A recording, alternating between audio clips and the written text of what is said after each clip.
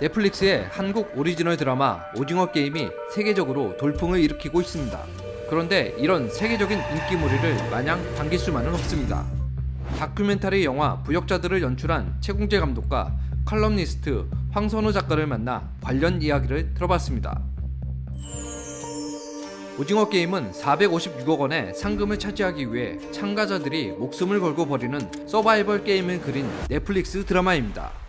돈에 치이며 살았던 사람들, 현실 속에서 굉장히 암담함을 받던 사람들이 어떤 한 사람의 그런 권유로 인해서 여기로 가면 엄청난 돈을 얻을 수 있다 해가지고 가서 게임을 합니다. 단계를 통과할 때마다 사람들이 죽고 결국 엄청난 또 비극이 나오기도 하고, 그럼에도 또 다시 현실로 돌아가기에는 현실도 너무 암담해서 돌아가지도 못하고, 그런 사람들의 이야기를 담아놓고 있고요.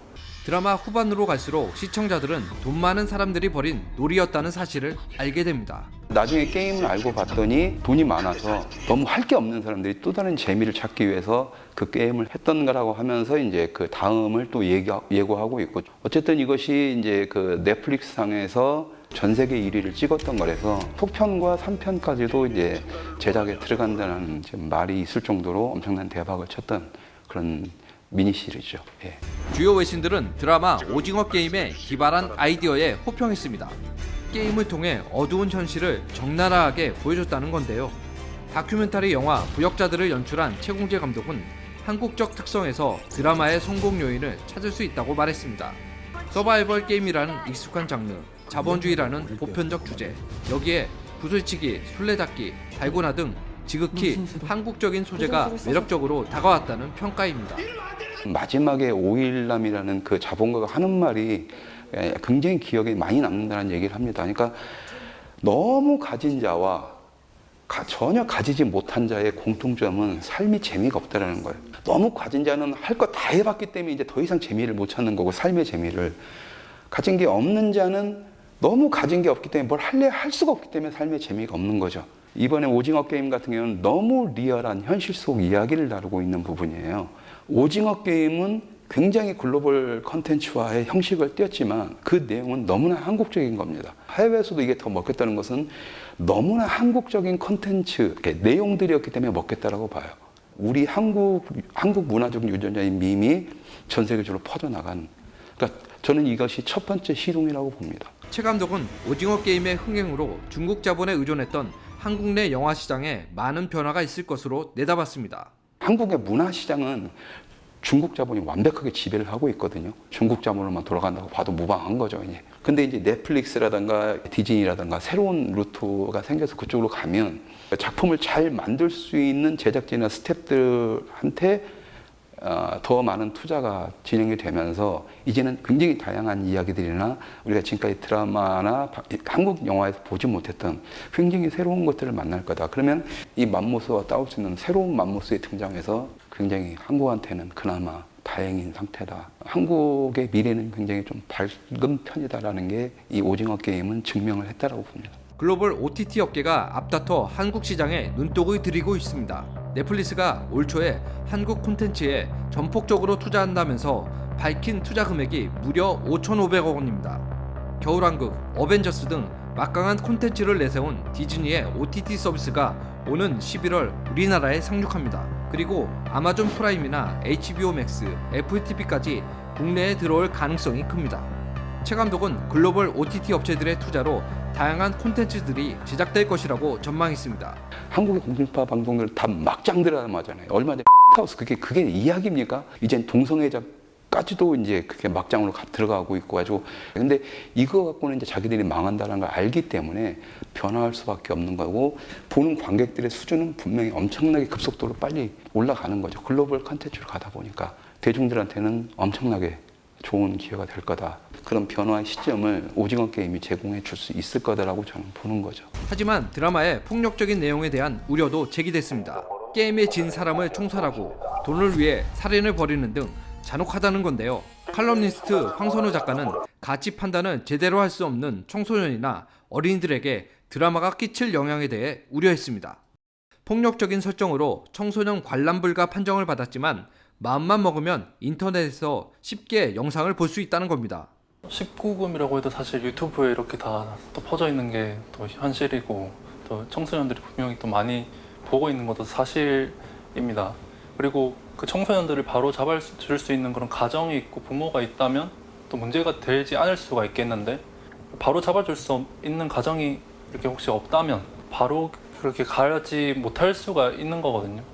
그래서 영화는 영화다, 뭐 드라마는 드라마다 이렇게 말을 하는 게 저는 좀 그렇게 말을 하는 분들은 좀 죄송한 말이지만 좀 겸손하지 못한 말일 수가 있겠다. 문화는 또 무의식의 영향을 많이 주잖아요. 뭐 예를 들어서 저는 설레임이라는 아이스크림을 굉장히 좋아하는데 사실 이걸 교육적으로 생각을 해보면 사실 설레임은 문법적으로 틀린 거고 설렘이 맞는데 아이스크림 설렘을 계속 보다 보면 결국에 설렘이 문법적으로 맞나 이렇게 무의식적으로 받아들이게 되거든요. 설렘이 맞는 문법이다라는 걸 모르는 사람의 입장에서 이걸 보면 잘못된 거지만 받아들이게 된다는 거죠. 드라마에서 잘못된 세계관을 그렇게 담아내고 있다라고 하면 감독이 실제로 악랄하게 묘사한 부분이 있기 때문에 그것을 그대로 받아들일 게 아니라 걸러서 받아들여야 하는데 그게 되지 않는 사람의 입장에서 그냥 드라마는 드라마다라고 말하는 것은 조금 위험한 말이 아니겠나 하고 생각을 하고 있습니다. 드라마가 청소년들에게 끼치는 부작용에 대한 우려는 다른 나라에서도 제기되고 있습니다. 영국 데일리 메일에 따르면 영국의 한 초등학교에서는 나이에 적합하지 않은 콘텐츠를 시청하면 위험하다는 내용을 수업 시간에 가르치기 시작했습니다. 한 중학교에서는 학부모에게 자녀들이 오징어 게임을 시청하지 않도록 감독해야 한다는 내용의 통신물을 2차례 보냈습니다. 최 감독은 이에 대해 아이들의 특성을 이해하고 대응하는 것이 바람직하다고 강조했습니다. 우리 아이들은 그 밈을 가지고 세상을 봤던 애들이거든요. 잘 생각해 보세요. 우리 아이들은 아주 아기 때부터 TV 틀어놓고 CF 보게 해주고 만화 보게 해주면서 컸단 말이에요. 아이들은 그걸로 해서 세상을 받아봤습니다. 그러니까 문화 컨텐츠를 통해서. 그게 더 익숙한 거예요. 그러니까 우리가 아이들한테 책 읽어라 하면서 해봤자 우리의 마인드는 아이들한테 전달이 안 돼. 아이들은 이미지의 세대예요. 이미지를 통해서 갑니다. 그러니까 그 이미지가 이 아이들한테 어떤 이미지로 바뀌게 하느냐가 중요한 건데 우리 부모 세대가 길라잡이를 해줘야 된다. 그런 부분에서 아이들과 소통을 하기 위해서는 이미지, 그러니까 밈을 갖다가 받아들이시고 자신들도 이해를 하셔야 된다. 전문가들은 게임을 통해 요즘 젊은이들이 자극적인 콘텐츠에 이미 많이 노출돼 오히려 익숙하다고 분석했습니다. 전 세계적으로 대중들이 뜨뜻미지근한 콘텐츠에는 반응하지 않는다는 겁니다. 문화는 사람들이 공감하고 받아들이면서 만들어집니다.